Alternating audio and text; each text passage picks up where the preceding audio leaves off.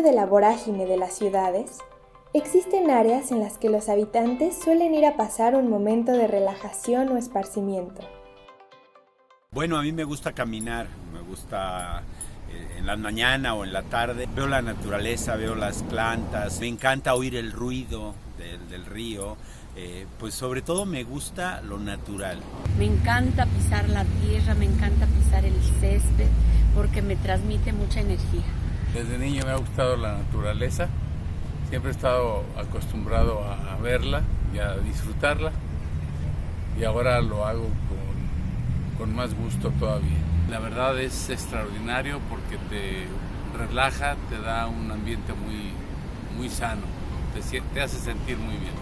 Quienes desde su ventana contemplan los camellones, corren y juegan entre los árboles, pasean o se reúnen con amigos en parques urbanos, son personas que, sabiéndolo o no, se están beneficiando no solo de la belleza del paisaje, sino de todos sus servicios ecosistémicos.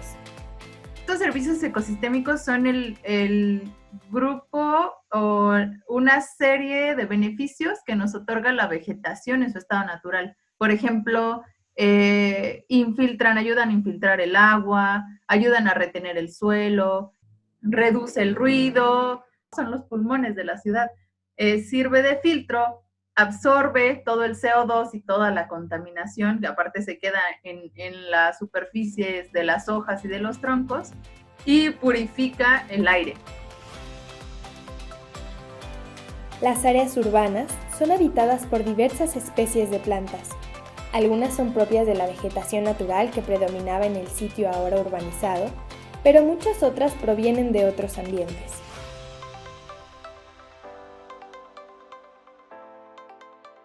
Una especie exótica es una especie que se movió de un lugar a otro, es decir, no pertenecía originalmente a ese lugar. Se puede mover ya sea por cuestiones naturales, por ejemplo, que por alguna razón haya sido transportada de una región a otra y llegó a colonizar nuevos lugares donde no pertenecía originalmente, o puede ser movida por acciones humanas. Por ejemplo, todas las especies ornamentales que tenemos hoy en día, casi todas provienen de otros países o de otras regiones y pues fueron transportadas por el hombre intencionalmente y ahora pues se encuentran en regiones donde naturalmente no hubieran existido.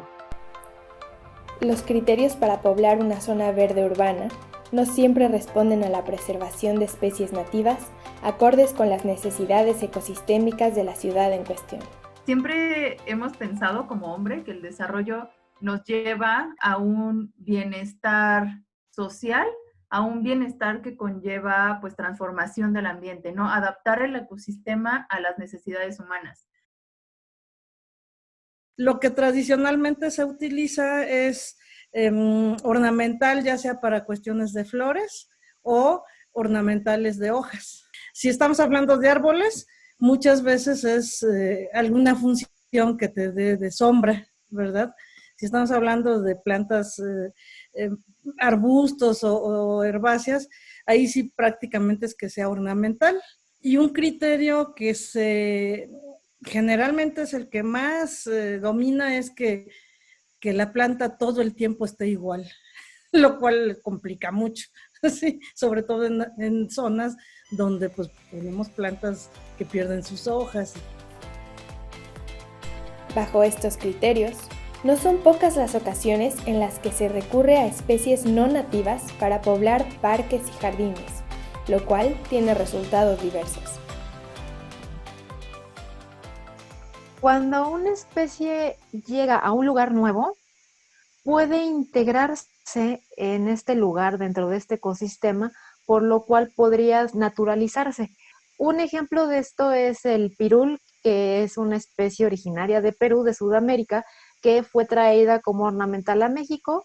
Sin embargo, pues se fue introduciendo en las comunidades originales de México y ahora forma parte de los ecosistemas, sin causar ningún daño, ningún perjuicio.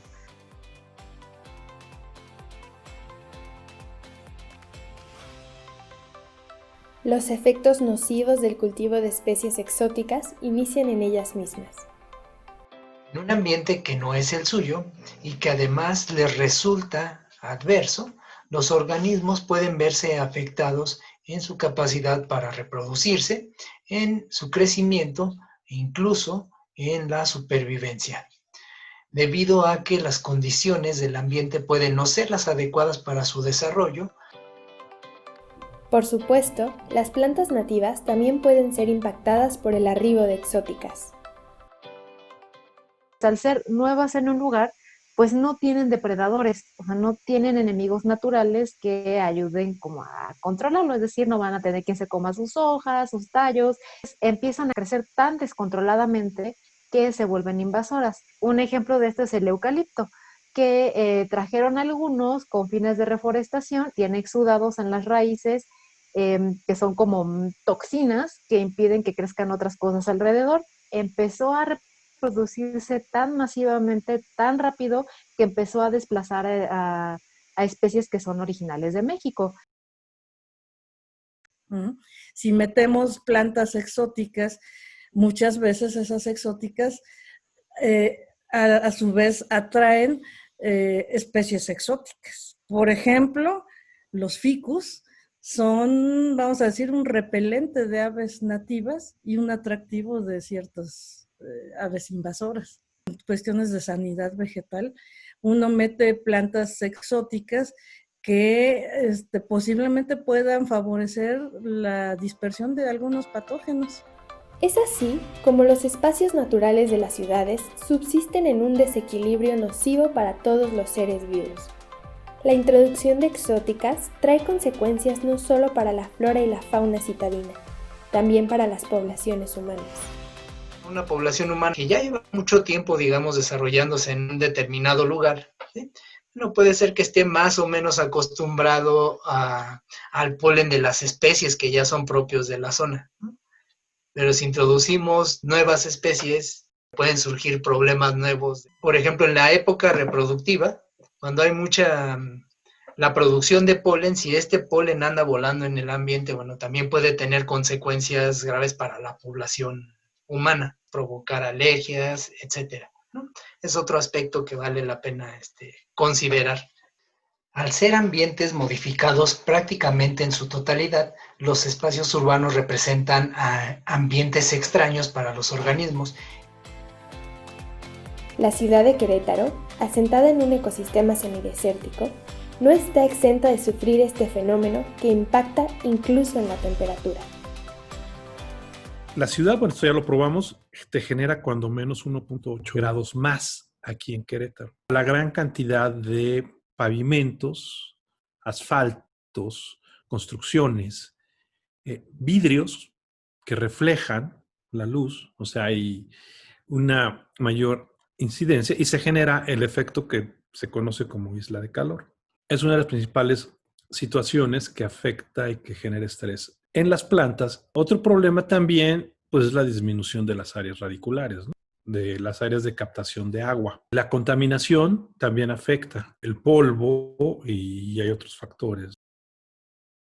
Vivimos en un ambiente árido donde el agua es un problema fuerte. Usar especies que requieren una gran cantidad de agua para poderlas mantener en condiciones adecuadas, pues bueno, eso implica un desperdicio, ¿no? Tiene consecuencias fuertes, desde luego, para estas cuestiones. Si bien todos los bienes y servicios de los humanos los obtenemos de la naturaleza, entonces tendríamos que pensar cómo adaptar nuestras necesidades a las interacciones biológicas. A luz de todas estas consideraciones, bien vale replantearse la necesidad de preservar las especies nativas.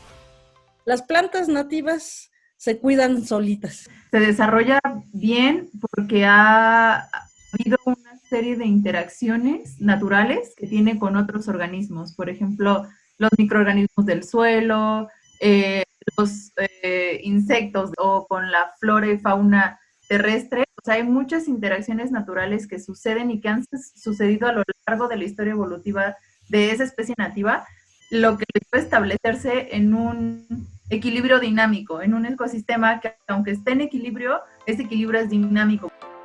En la capital queretana, existe la posibilidad de usar varias especies nativas para la creación y reforestación de áreas verdes urbanas. Por ejemplo, Bursera fagaroides, el palo chichote, es una especie que es muy abundante en las zonas silvestres de Querétaro. Crece con una forma muy bonita y puede dar mucha sombra en los camellones y la verdad es que ornamentalmente se ve muy bien, ¿no? Es muy estética. Todas las cactáceas también tienen una belleza que pues sirve para fines estéticos dentro de las ciudades y además el mantenimiento que necesitan es bajo. Otras especies como mezquites y huizaches también pueden utilizarse en las ciudades ya que no requieren tanta agua, mantienen una gran diversidad de polinizadores alrededor de ellas, pero además son ideales para generar sombra, ¿no? Sobre todo en ciudades como Querétaro, que es un semidesierto donde pues la insolación es bastante fuerte. Los animales se van a ver favorecidos por la flora nativa porque esta le va a ofrecer muchos recursos. Flora nativa va a ser capaz de sostener a las comunidades de polinizadores o de los animales que utilizan néctar, de los que requieren alimentarse de hojas. Va a ser una fuente de recursos muy importante para los animales que son originales de la zona.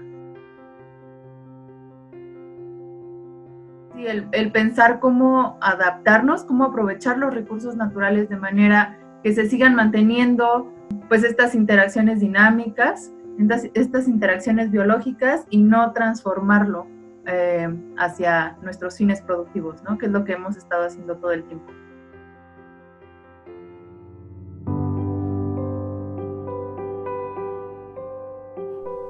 Huizaches, mezquites, mimosas, tepehuajes, hipomeas, garambullos, burseras. Son solo algunos ejemplos de especies que forman parte del paisaje semidesértico queretano.